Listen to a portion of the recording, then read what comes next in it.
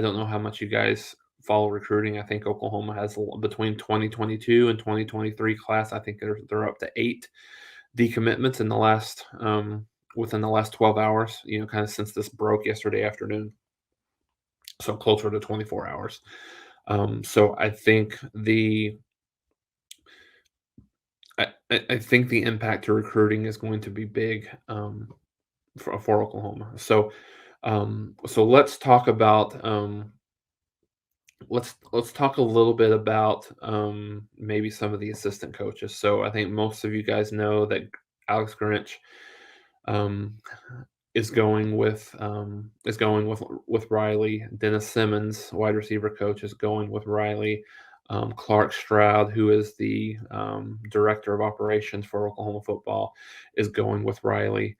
Um, I think Roy Manning is going with Riley. I think Brian Odom is going with Riley. So I think you have the one name that I kind of expected to go, and I haven't heard if it's been solidified or not is Bill Bedenbaugh, offensive line coach. He's a guy that I thought probably would go, but haven't heard anything definitive as of yet. So right now, I think Oklahoma has the Oklahoma guys, right? The Oklahoma guys that have been part of this staff either this past year or multiple years. So Cale Gundy will be at Oklahoma. DeMarco Murray will still be here. Joe John Finley will still be here, and Colin Thibodeau will still be here. So that's the guys that um, Oklahoma has right now.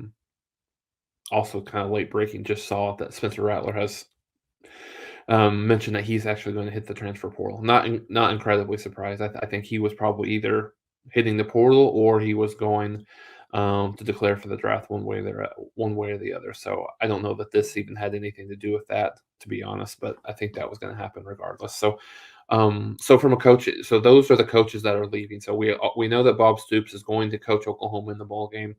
Right now, there is a 3 p.m. press conference, in which Bob Stoops, Joe Harris, and Joe Castiglione are all supposed to speak. I think Bob Stoops. I mean, I think it's a no-brainer for him to coach the bowl game, right? At the very least, and so I think that's good for just for consistency within the program. A lot of these kids know Bob Stoops. Heck, some of them may have been recruited by him still, but I think. But I think that's good just from a continuity perspective. So, some of the names, and so let's before we go to some of the names, just from a fan perspective, just speaking from a fan perspective, I think um, we're all upset. I think we're all blindsided. We're all disappointed in the way that he did it. Um, I know that Oklahoma's trajectory has really kind of went down in the 5 years, if you really think about it. I talked about this yesterday with Mark Rogers, um, but we have seen this trajectory go down with Oklahoma. Really, in the 5 years that Lincoln Riley has been here, you have, the first year we lost to Georgia in the playoff game. Absolutely should have won that game, and then it's consistently gone down. We were marginally competitive with Alabama in the playoff game. We're not competitive at all against LSU. Last year we didn't make the playoff, but we won the Big 12 championship. This year, not even in the Big 12 championship game. So I think that is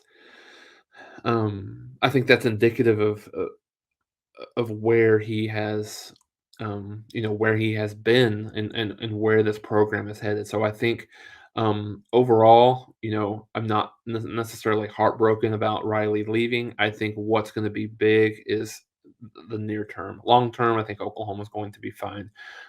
Without a doubt, Oklahoma's going to be fine. The program is built on much stronger ground than just one individual. So I think that's one thing that you have to look at long term. I think short term it's going to be a struggle. I think it's going to be these next couple of years, it's going to be a little bit tough. Oklahoma's starting to lose. I mentioned the eight guys, Spencer Rattler as well. Um, there's going to be more. There's going to be more recruits that Oklahoma's going to lose in the 2022 and 2023 cycle. You have a better chance of rebounding off the 2023 cycle, obviously. 2022, you don't have a whole lot of time. December 4th is the 14th, I'm sorry, is the early signing period. So Oklahoma has to act fast, act really, really fast in terms of what they need to, who they need to get.